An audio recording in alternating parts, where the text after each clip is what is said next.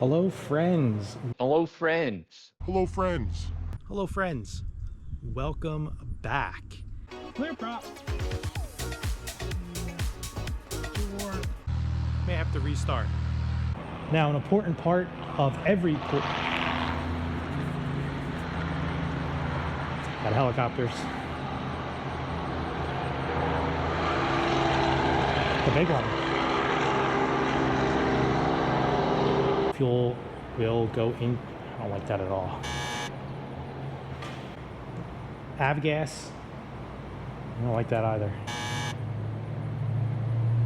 I know. Man, there's so much noise today.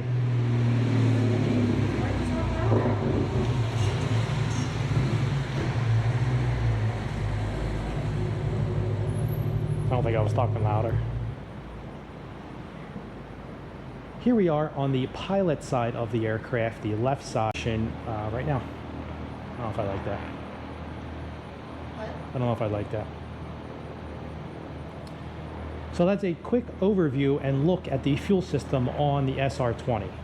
2 tanks, 1 wing, 2 tanks, other wing, feeds up into, I don't like that, I'm not going to use that at all. All right.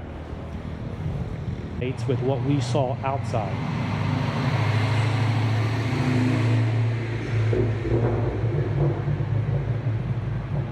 Side of the aircraft, the left side where the battery has died. That's what happens. Now that we have taken a look at the fuel island, self-serve fuel island, let's go take a look at the Cessna. And then, why do I keep saying that? Self-serve fuel pump looks like. You have your transaction on the left here.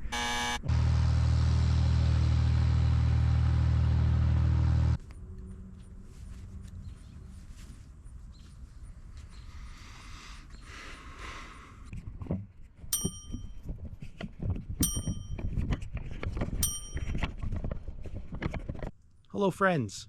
Welcome back. I thought we would take a look at some of the general fueling operations for general aviation aircraft. I'm standing in front of one of the self-serving fuel stations that you could do by yourself if it's after hours or there isn't a fuel truck available. Some flight schools, if you're at a flight school, they do have a fuel truck that will come and help refuel your aircraft during business hours. Some small airports that don't support any flight schools, they'll have a self-serve pump. And this is what one looks like behind me. Please consult your operating handbook, consult an instructor, consult one of the service centers that you use to help identify the proper fueling needs for your aircraft. This is what a self-serve fuel pump looks like. You have your transaction sensor on the right-hand side here. You start that with your credit card and you can activate, how many pumps they have. Some might have 2, 3, 4, or just 1. Here particularly, they do have 2, one for avgas and then 1 for jet fuel. You have your fuel pump looking style that everyone is used to when filling your gas car. This one, of course, is not digital, but everything works the same way. Has your gallon readout on top. You have your hose here that will extend. You also have your grounding wire. Fire extinguisher over here. And then you will usually to the side, you might see some type of ladder because the Cessnas, of course, you fill up from the top ports. So in order to reach the top ports, you need to climb up somehow. And so there is usually a self-provided ladder at these fuel stations. But this is what a self-serve fuel pump looks like. Now that we have taken a look at the self-service fuel island, let's go take a look at the Cirrus and the one I take around every now and then and see how we refuel that, where the drain and sumps are, what are we looking for during the pre-flight and things like that. And then as a bonus, we'll actually take a look at a Cessna as well. Now, not one of these Cessnas on the ramp. We'll take a look at another Cessna.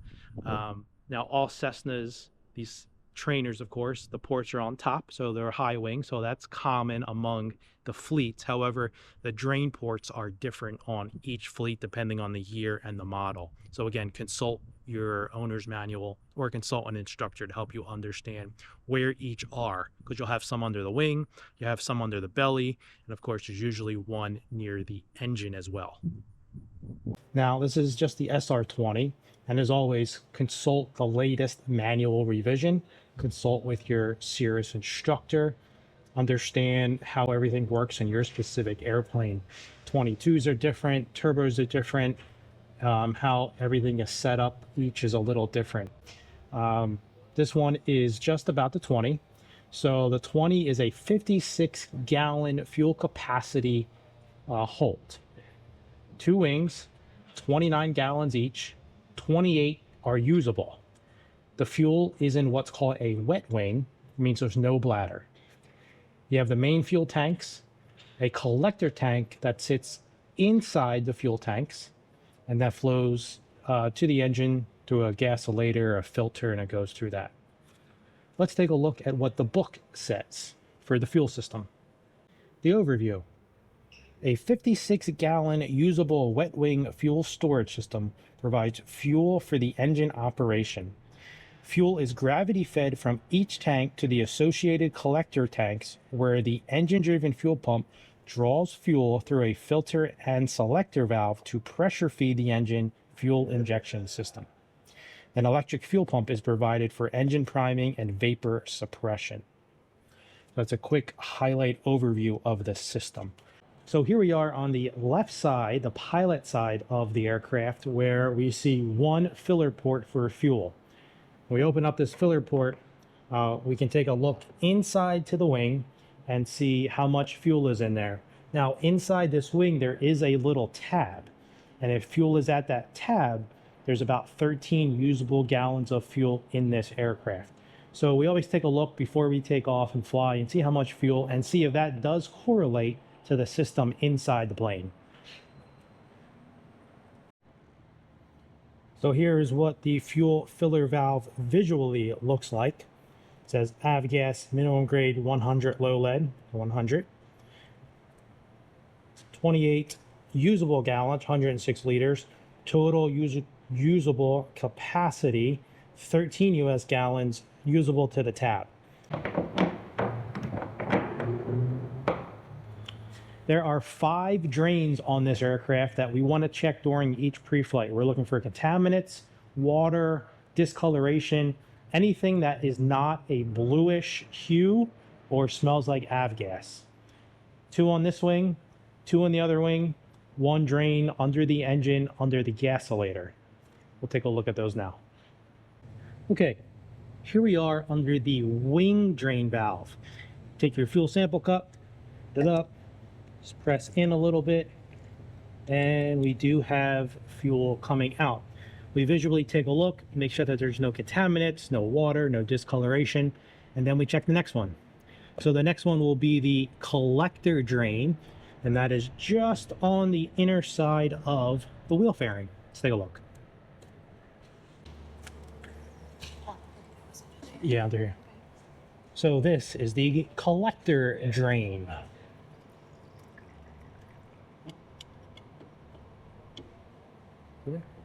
So we repeat the process on the right side of the wing, checking for the fuel. Visually look into the tank, see if we can see fuel. Check both drain valves, tank valve, collector drain, I'm sorry. Tank drain, collector drain, and then we look at the engine drain as well, and I'll show you where that is on the Cirrus.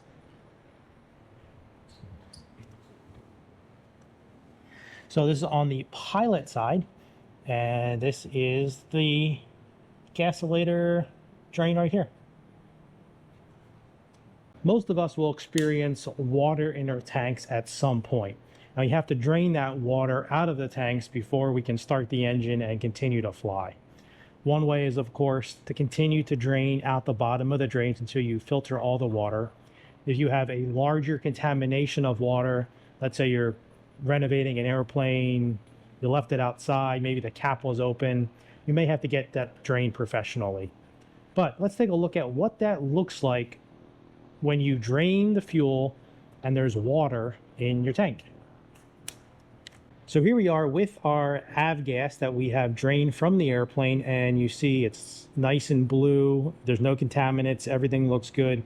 This is good fuel for the aircraft, no water in it. What does it look like when water is present in the fuel system? We'll do a little demonstration here, add some water. What do you think? Is water or fuel heavier? What's going to stay on top? What's going to stay on bottom?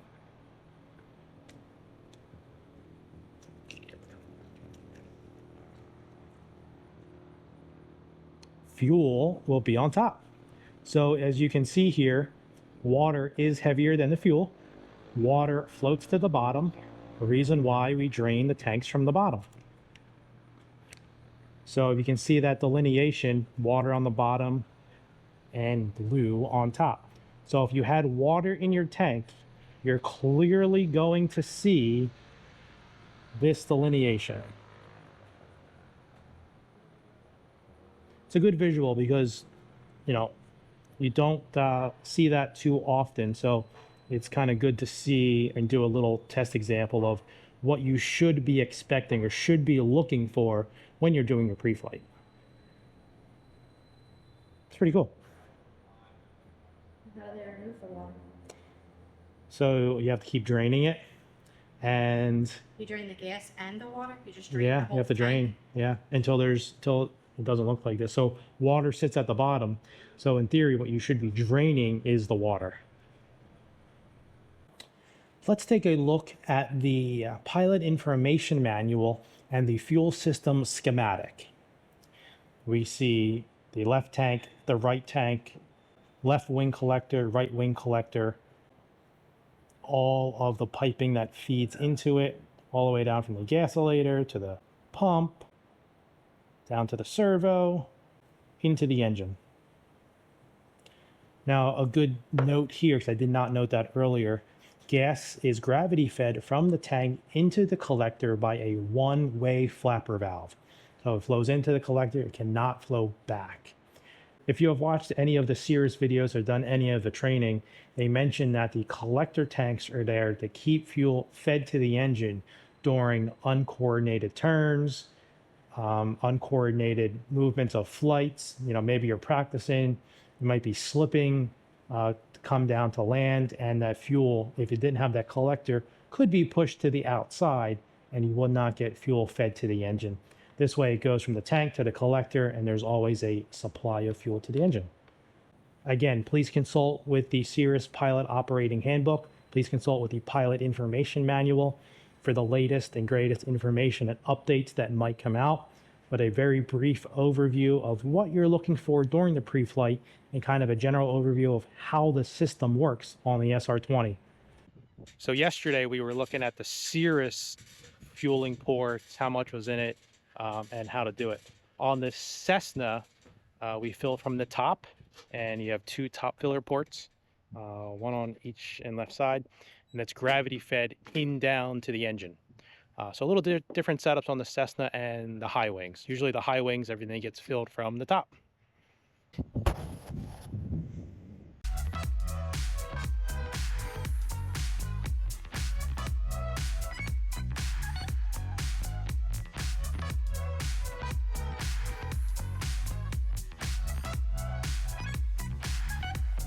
So at the fuel pump, we looked at how we refuel the wings in this Cessna. Now to check the fuel, make sure there's no water contaminants, still have the blue color for avgas. There's 4 on this particular airplane, 2 in the wing and 2 under the belly. 1 is under the belly, 1 is for the gascolator. So that's how we check the fuel in this one. As always, consult your manual, consult your local service center or an instructor that knows the aircraft and knows how many drains there are, where the fuel points are, where you check. I know on some of the newer Cessnas, there's like 100 all over each wing because of the different ports.